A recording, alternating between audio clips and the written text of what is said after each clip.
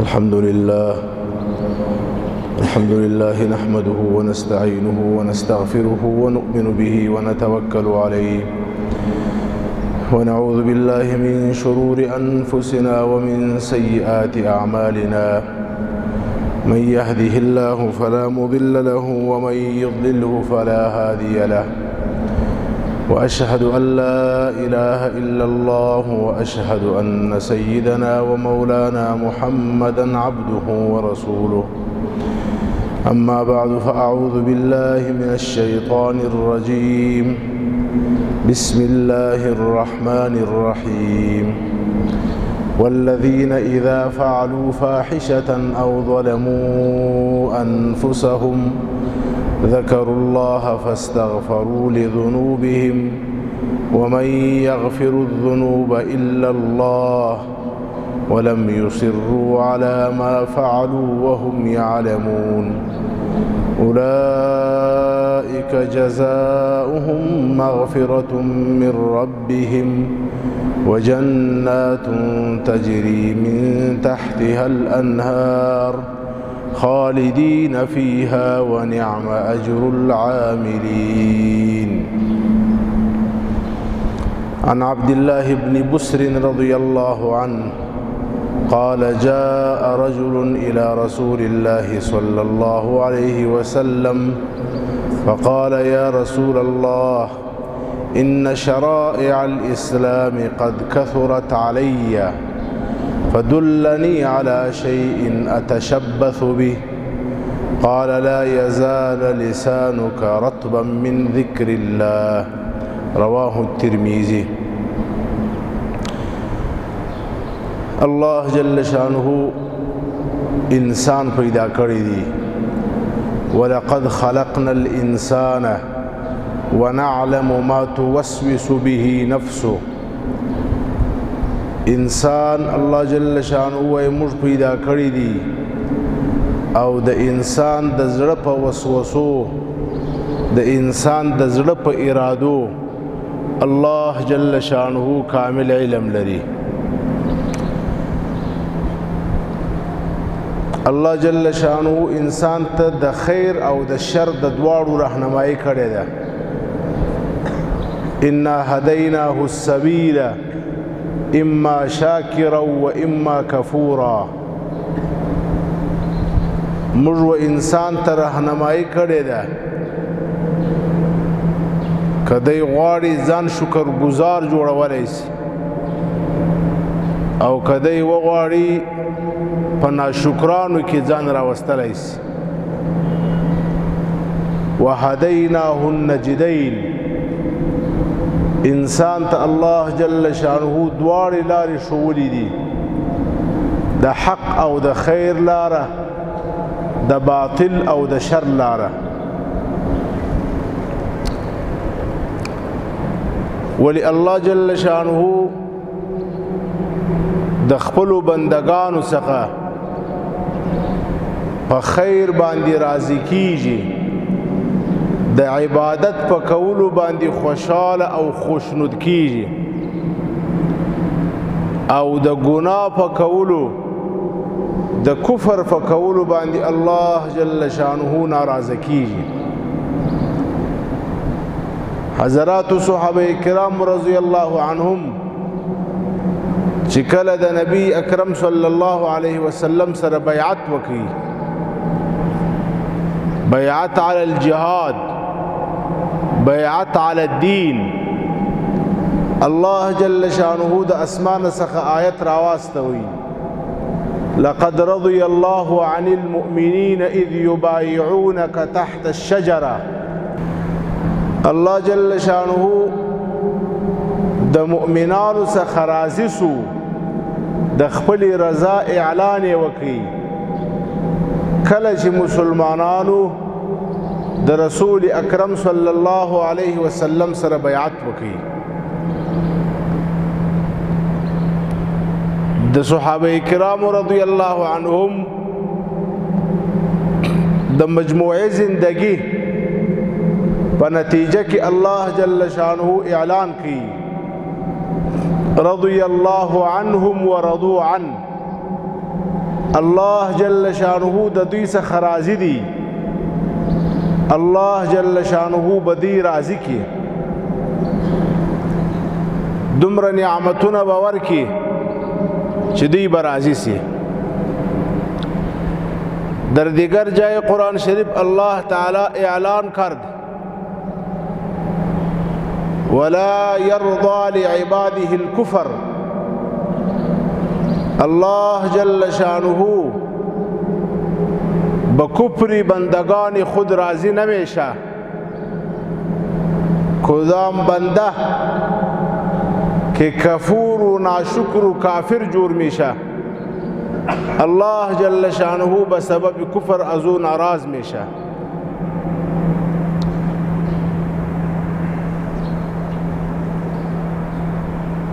الله جل شانه به انسانان هم راهنمایی خیر کرده و هم راهنمایی شر کرده، ولی از بنده خود به دین و به اسلام و به طاعت راضی میشه و به کفر و به عصیان از بندگان خود ناراض میشه. هر یک سوال است ما چطور میتوانیم که دیندار جور شویم، شاکر و نیکوکار جور شویم و زندگی خود در طاعت الله تعالی مصرف کنیم. برای اینمی کدام نسخه در کتاب و سنت است یا نیست؟ بله، دو نسخه ما همراه شما امروز شریک می سازیم. اونمو اعمال است که در انسان استطاعت و طاقت و توفیق طاعت پیدا میکنه و یک نوع انسان را برای عبادات چارج میکنه. دو چیز است که قرآن کریم ذکر کرده. اولین چیز ذکر الله تعالی است.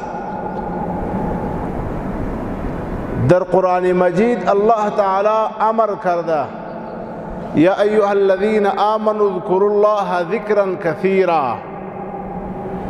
شما مردم الله تعالی را یاد کنی، زیاد یاد کنی. یا الله در اینمی ذکر فایده به کی راجع میشه؟ ما و شما که الله تعالی را یاد میکنیم، به اینمی یاد کردن الله تعالی در سلطنت و طاقت و خدایی الله تعالی زیادت میآید. نبی اکرم صلی الله علیه وسلم در یک حدیث جواب کرده لو ان اولکم و آخرکم و انسکم و جنکم كانوا على اتقى قلب رجل منكم ما زاد ذلك في ملكي شيئا. این میرا حدیث قدسی میگوید اگر کسی یک نی بلکہ تمام انسانیت از زمانه آدم علیہ السلام تا قیامت و تمام جنات پرهیزگار و تقوادار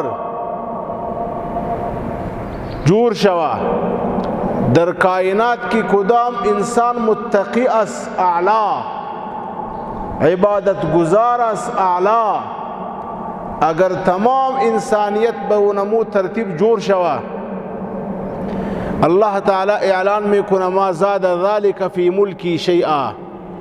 اینمی طاعت و عبادت انس و جن به خدایی ما به اندازه یک ذره هم فایده نمیرساند. به سبب طاعت ما و شما خدایی الله تعالی زیاد نمیشه.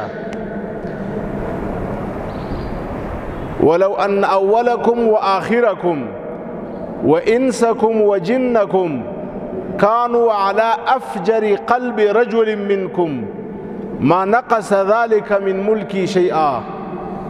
اگر تمام انسانیت، تمام جنات از آدم تا قیامت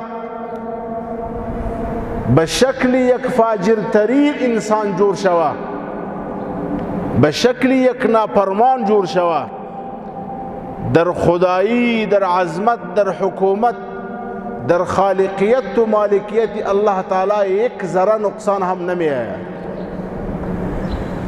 پس ما و شما که ذکر میکنیم، اینمی ذکر چی فایده داره؟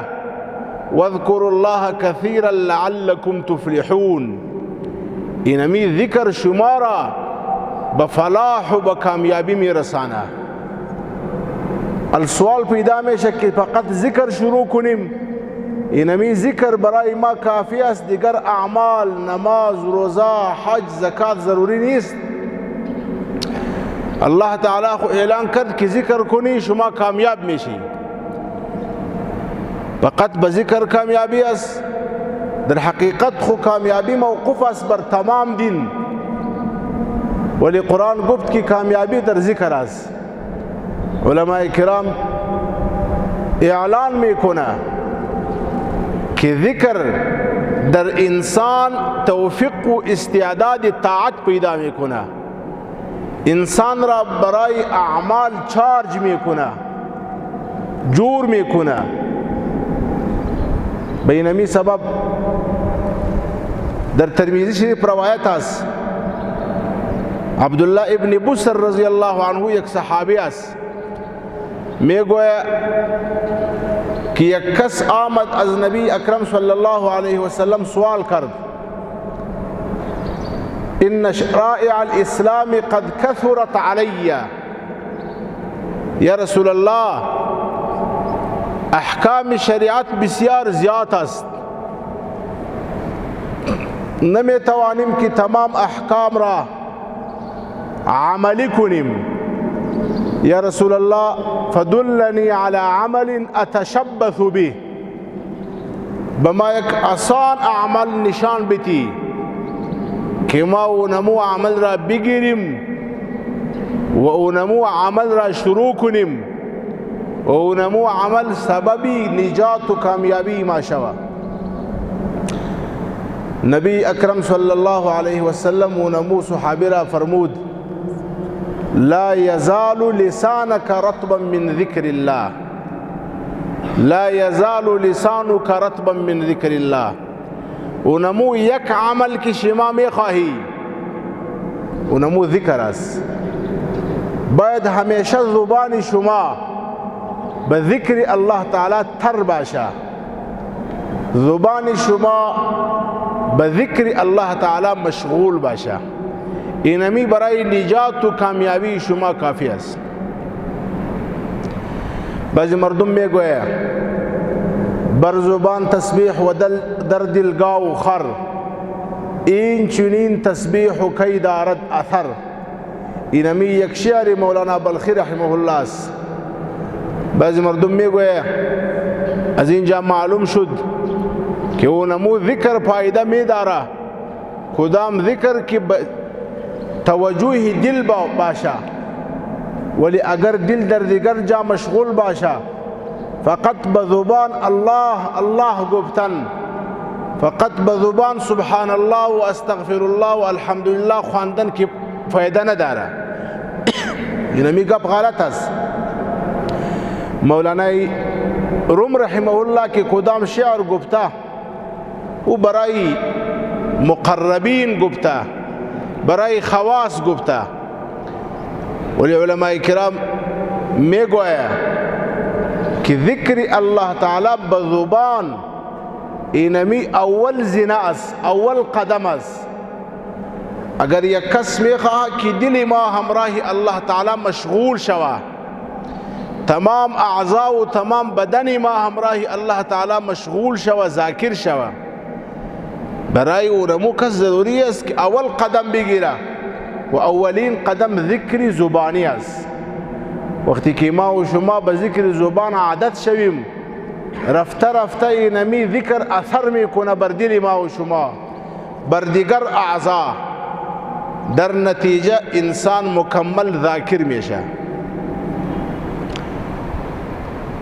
بینمی سبب الله تعالی در قرآن کریم در مقام گناه عجیب یک نکته است. در مقام عصیان، در مقام گناه، الله تعالی از بنده خود برای بنده گناهگار خود در مقام عصیان و گناه ثواب ذکر میکنه.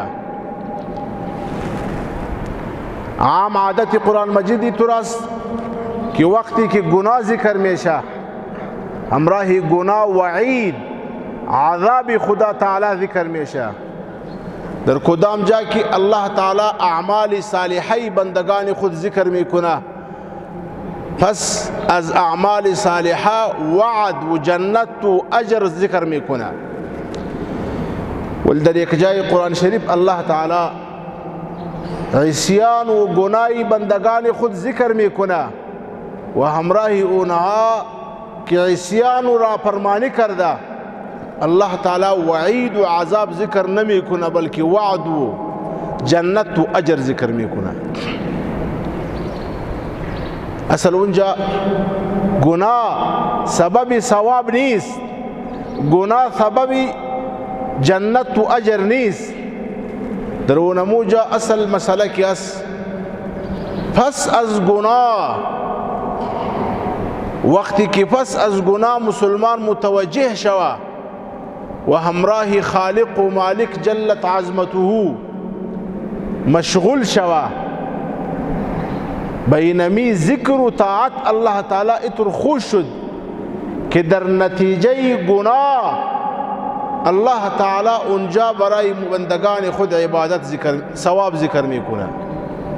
والذین اذا فعلوا فاحشة او ظلموا انفسهم ذكروا الله فاستغفروا لذنوبهم ومن يغفر الذنوب الا الله ولم يصروا على ما فعلوا وهم يعلمون اولئك جزاؤهم مغفرة من ربهم وجنات تجري من تحتها الانهار خالدين فيها ونعم اجر العاملين.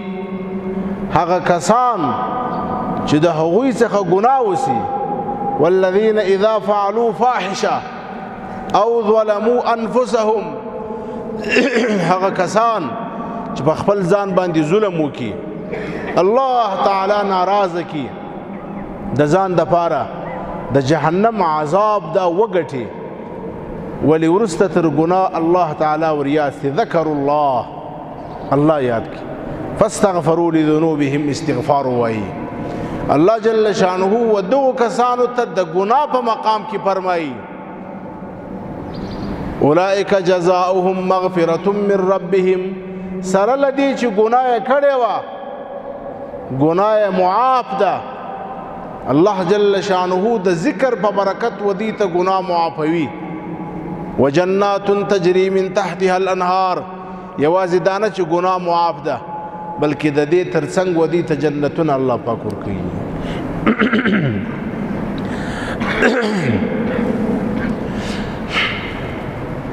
لہذا اول شی چې زما او ستا لپاره د دین د ټولو احکامو د عملي کولو ذریعه ده، په ما او تا کې د ټوله دین د عملي کولو استعداد او طاقت پیدا کړي. اولین شی چې دی هغه د الله جل شانه ذکر کول دي.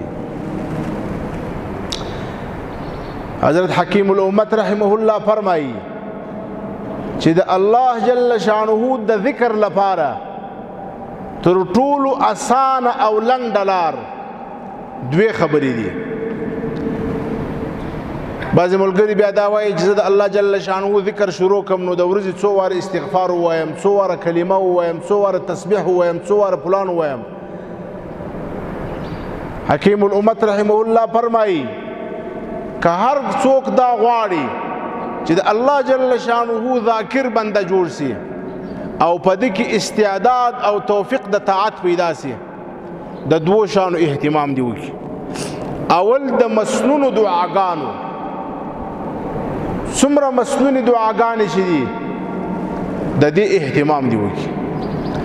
نبی اکرم صلی الله علیه وسلم وبالمؤمنین رؤوف الرحیم، نبی علیہ السلام پر خپل امت باندې مهربان دی. نبی اکرم صلی الله علیه وسلم د مسلمان زندگی دا د الله جل شانه سره داسې تړلې ده، مسلمان یې داسې د الله جل شانه سره وابسته کړی دي چې د زندگی په هر قدم کې نبی اکرم صلی الله علیه وسلم راته امر د دعا کړی دی، او یوازې امر د دعا نه دی بلکې د هغه مقام سره مطابق دعا دا راته ښولې ده چې تاسو خو نه پوهیږئ تاسو به په دې مقام کې کومه دعا وکړئ، څه به وغواړئ. دعا هم نبی علیه السلام راته ښولې ده. زما استاد د ورځې ابتدا چې کله ما او تا د خوبه سره راپورته سو، اول چې د خوبه سره راپورته سولې په خپله بستره باندې کښېنستلې، مخکې تر اودس و تر استنجا و تر لمانځه و تر هر څه اول راته نبی اکرم صلی الله علیه وسلم راته دعا شوې ده. الحمد لله الذي احیانا بعدما اماتنا والیه النشور. بیا تر هغه وروسته د سورة آل عمران اخرنی رکوع ان فی خلق السماوات والارض واختلاف الليل والنهار لآیات لأولی الالباب دا تر پای پورې ویل. بیا تر هغه وروسته چې کله مسلمان دوهم کار کوي هغه خپل د حاجت د رفع کولو لپاره بیت الخلا ته ځي. بیت الخلا ته تر ننوتلو مخکې زما استاد تعلق د خپل رب سره نور مضبوط سو. اللهم انی اعوذ بک من الخبث والخبائث. د بیت الخلا څخه د حاجت څخه فارغ سوې چې بیرون راووتلې، بیا به د الله جل شانه سره خپل رابطه وتړې. غفرانک الحمد لله الذي اذاقني لذته وابقى علي قوته ودفع عني آذاه. یا الحمد لله الذي اذهب عني الاذى وعافاني عنه. بیا به زه دا مسلمان د اودس لپاره بکښیني. د اودس په کولو کې ابتدا د لاس د پریمنځلو څخه کیږي، پر هغه باندې به بسم الله الرحمن الرحیم وایه. بیا تر هغه وروسته د هر عضو او اندام د پریمنځلو په وخت کې خپله دعا ده چې کله د اودس څخه فارغ سو بیا مسلمان کلمه شهادت وایي اشهد ان لا اله الا الله وحده لا شريك له واشهد ان محمدا عبده ورسوله. حدیث شریف کې راځي کله چې مسلمان د اودس څخه فارغ سي او دا کلمه ووایي د جنت اتسره دروازې ورته خلاص سي چې په هر دروازه باندې دی جنت ته داخلېدل غواړي داخلېدلی سي. بیا تر هغه وروسته مسلمان د کوره څخه وځي مسجد ته، د کوره څخه د وتلو دعا بسم الله توکلت علی الله لا حول ولا قوة الا بالله. بیا چې کله ورلی مسجد ته ننوځي بسم الله والصلاة والسلام على رسول الله اللهم افتح لي ابواب رحمتك. بیا په مسجد کې د الله پاک عبادت دی.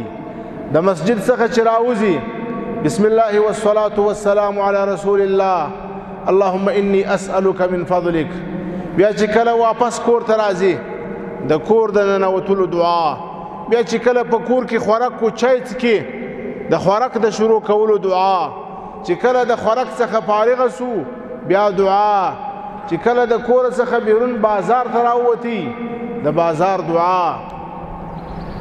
د زندگی په هر قدم کې د هغه حالت سره مناسب نبی اکرم صلی الله علیه وسلم راته ګلدستې را کړي دي، نبوي دعاوې راته ښوولې دي.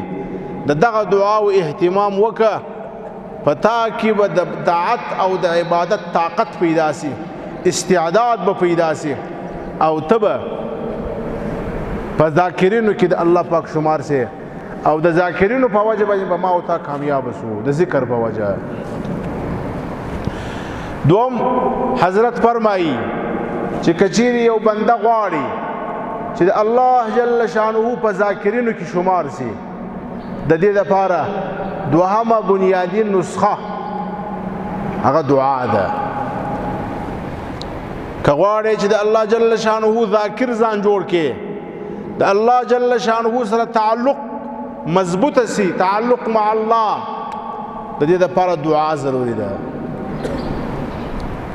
دعا یو دا دعا ده چې انسان په هغه کې مخ په قبله باندې د التحیات په شکل کښینی، لاسونه پورته کی او دعا وکي. دا خو په خاصو اوقاتو کې انسان کولای شي، هر وخت یې نشي کولای.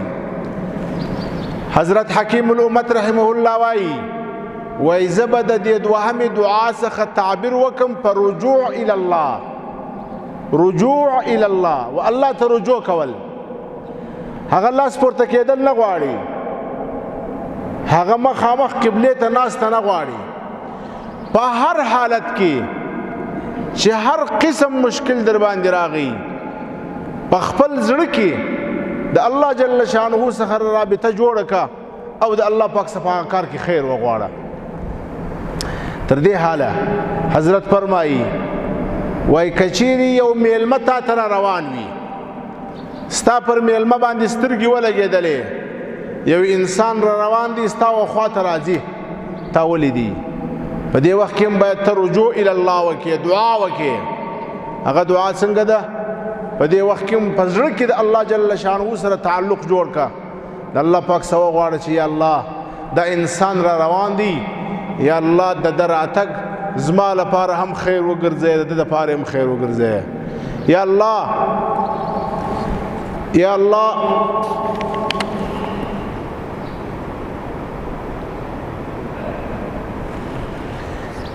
دا مؤذن صاحب ګیله کوي وروره،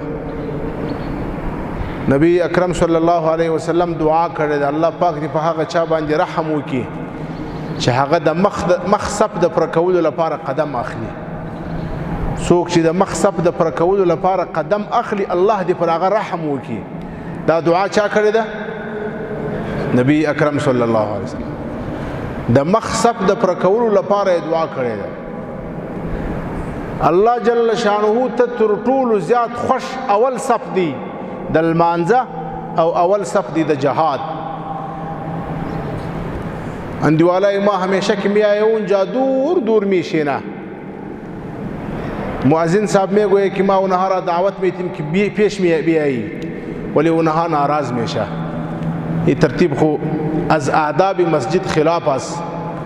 مناسب خو نمی است ماشاءالله شما مردم تمام عاقل استی، بالغ استی، فهمیده استی. وقتی که به مسجد آمدی با یک دیگر نزدیک بشینی. کان اصحاب رسول الله صلی الله علیه وسلم یدورون علی المنبر. وقتی که نبی اکرم صلی الله علیه وسلم بیان میکنه، حضرات صحابه کرام بر منبر این طرف و طرف یک دور میزنه، اینجا نزدیک میشنست، المردم دور میشنه. از اونمو اندوالا خواست است که نزدیک بیایی، تمام اونمو اندوالا که دور نشستاست نزدیک بشینی. اینمی برای دیگر فایده ای داره که دیگر مردم میایه اونجا بیرون میشینه و فکر میکنه که جای نیست، ولی اینجا مسجد خالی باشه، نزدیک بشینی، در اینمی برکت است، در اینمی سعادت است. لہذا دوهم شی چې زما استاد لپاره د ټولو عباداتو کې د توفیق ذریعه ده، ما او تا ته طاقت د عبادت راکړي، هغه د الله جل شانه ته رجوع، د الله جل شانه څخه غوښتنه. په هر حالت کې د الله څخه وغواړه، په هر حالت کې الله ته متوجه سه، په هر حالت کې. او د دې لپاره خاص الفاظ نه دي ضروري، د دې لپاره خاص وخت نشته، د دې لپاره خاص حالت نشته. بازار ته ووتلې پیاز رانیسې، په زړه کې الله پاک ته رجوع وکړه، یا الله دا سودا زه کومه، دی زما د شر وساته، ما د ده د شر وساته، یا الله په دې سودا کې و ما ته خیر و برکت واچوه. په زړه کې ووایه، په خوله هم مه وایه. مسجد ته روانې د ځان سره دا فکر وکړه، یا الله مسجد ته ځم ستا کور ته، یا الله دا مسجد ته تګ زما دپاره د خیر و د برکت ذریعه وګرځوه، زما دپاره د جنت او ستا د رضا ذریعه وګرځوه. کور ته روانې، یا الله کور ته روان یم، زما په کور کې زما لپاره برکت واچوه، زما کور زما دپاره د خوشحالي ذریعه وګرځوه. په هر حالت کې په هر وخت کې د الله جل شانه څخه د خیر طلب کول او د الله جل شانه په ذات سره د شر څخه پناه غوښتل دا د الله جل شانه سره د تعلق جوړېدلو او په عباداتو کې د توفیق او قوت د حاصلېدلو ذریعہ ده. او دوهمه نسخه چې قرآن شریف ذکر کړی ده الله جل شانه در قرآن شریف اعلان کرده یا ایها الذین آمنوا اتقوا الله وكونوا مع الصادقین. اے ایمان والاو تقوا اختیار کی. یا الله تقوا څنګه اختیار کو په کومه طریقه اختیار کو تقوا څنګه لاس ته راوړو وكونوا مع الصادقین د صادقانو سره د متقیانو سره ملګری سي. کغواړي چې په ټوله دین باندې عمل وکې د ټوله دین عمل درته اسانه سي د دې لپاره دا ضروری ده چې د متقیانو هم مجلس سره د نیکانو د الله والاو د دیندارانو سره کښېنه هم نشینه سره کسی که همراهی اهل دین میشینه درونمو کس خود به خود استعداد و طاقت و توفیق طاعت و عبادت میه. خربوزه از خربوزه رنگ میگیره انسان از انسان رنگ میگیره. حضرات صحابه کرام رضی الله عنهم در تمام کائنات پس از انبیاء بهترین جماعت است.